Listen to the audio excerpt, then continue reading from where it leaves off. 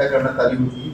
नेमकं याच्या हत्येच्या गटामध्ये किती आरोपी होते आणि त्यांनी कशा पद्धतीने हत्या केली आणि हत्या करण्याचं नेमकं इंटेन्शन काय होतं?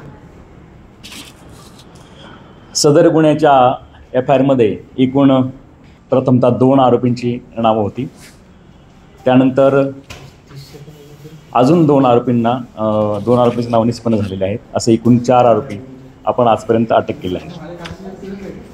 सर, या 4 आरोपींचं म्हणजे रोल कशा पद्धतीचं होता आणि यांनी का बरं खून केलं?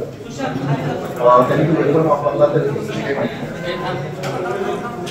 यातील 2 आरोपी हे गुन्ह्याच्या ठिकाणी घटनास्थळी हजर होते आणि बाकी 2 आरोपींचा सहभाग नंतर निष्पन्न झालेला आहे. वेपन जे वापरलेलं आहे ते वेपन आपण अजून शोधतोय. वेपन अजून आपल्याला मिळालं नाही, तर शोध चालू आहे.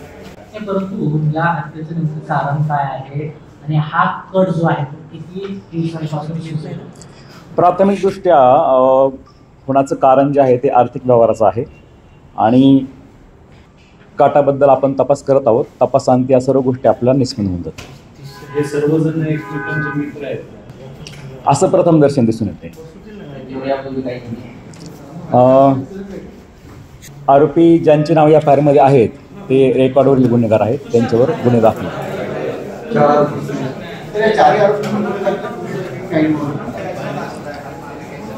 FIR मध्ये 2 आरोपी आहेत त्यांच्यावर गुन्हे दाखल आहेत.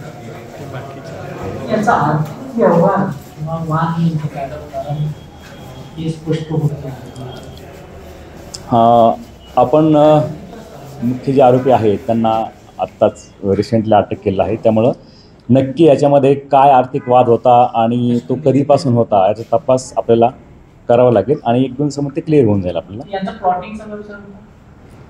प्राथमिकदृष्ट्या असं दिसून येते की प्लॉटिंग व्यवसाय होता म्हणून, परंतु आपल्याला तपासानंतर ह्या गोष्टी क्लिअर होतील. आरोपींची नावं FIR मध्ये ज्यांची नावं आहेत ते आहेत अमित पठारे आणि विक्रांत ठाकूर आणि नंतर जे निष्पन्न झाले आहेत ते आहेत सुमित पटेल आणि आकाश पाटील. आरोपींना वेगवेगळ्या ठिकाणी ताब्यात घेतलेला आहे आणि यातील पहिले जे 2 आरोपी आहेत अटक केलेले त्यांना दिनांक 21/11 पोलीस कस्टडी मिळालेली आहे आणि जे काल 2 आरोपी आपण अरेस्ट केले आहेत सुमित पटेल आणि आकाश पाटील यांना आज आपण मान्य न्यायालयात हजर करतो. व्यवसाय काय होता याच्याविषयी काही माहिती देऊ शकता? व्यवसाय कारण त्यांनी असं खून करण्याचा कट मी तेच आपल्याला सांगतोय की याचा तपास केल्यानंतर आपल्याला सगळ्या गोष्टी क्लिअर होऊन जातील.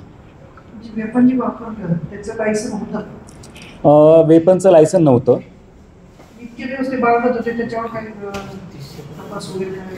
हां, आपण तपासमध्ये निश्चितच ह्या गोष्टी पाहू की वेपन कधीपासून होतं, ते कुठून घेतलं गेलं, हे आपण तपासमध्ये निष्पन्न करू. येस, गाडी जप्त केली आहे. गाडी यातील जो फिर्यादी ज्याचं नाव आहे आरोपीचं अमित पठारे त्याच्या मालकीच ती गाडी फॉर्च्युनर गाडी.